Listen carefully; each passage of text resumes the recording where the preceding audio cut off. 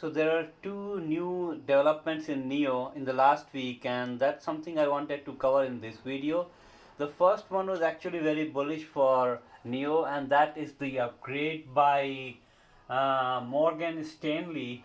Tim Xiao from Morgan Stanley, he upgraded from equal weight to overweight and set a target price of $20.50. So the stock jumped and it touched almost this price of $20.50, and it looks like it's going. The stock price is ramping up.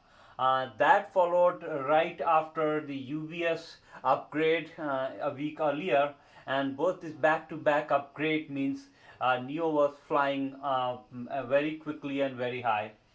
But then another news came in, and there was some confusion whether it was a positive or negative, and shares actually fell a bit. And that news had to do with the NIO's 75 million share sales, and that was at the Friday price or something, which means that the price was about $20, a little less maybe. So if you multiply this $75, 75 million shares with $20 per share, NIO gets $1.5 billion of extra cash. And now the bad thing is that the share dilution of the $75 million, which could means that the share could price ideally would go down. But this is may not be necessarily a bad thing, because with this money in hand, it could fund its at least a part of its more R&D work, more need of fund for some of its cash operations, some sales network, and so on and so forth.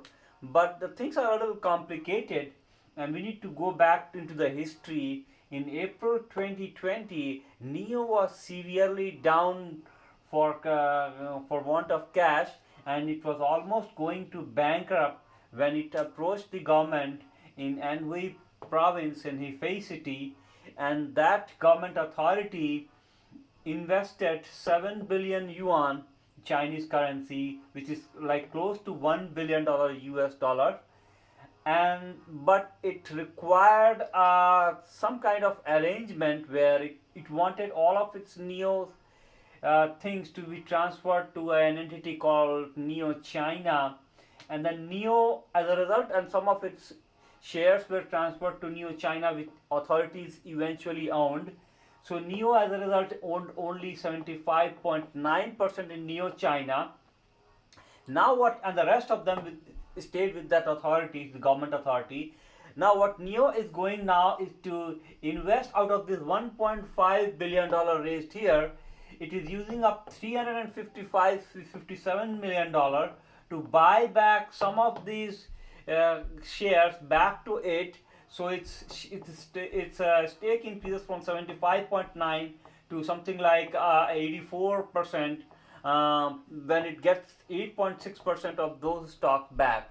So basically it has two parts. A part of that raised money is being used to buy back its shares, and rest of the things are going to be used for the R&D expansion. In the long term, NIO will have more cash. It solves its temporary cash problem. It gets even better in cash flow management, and its share holding increases, that it can use up some of the funds that China has for its own operation as well. So it's all about the cash availability with the NIO, which I believe is not such a bad thing, and in fact in the long term probably a better thing. So its share price though temporarily went down, but we believe that because there are other investors who are investing at this rate, because they think that NIO has more potential, in the long run the shares may actually go up. Thanks for taking a look.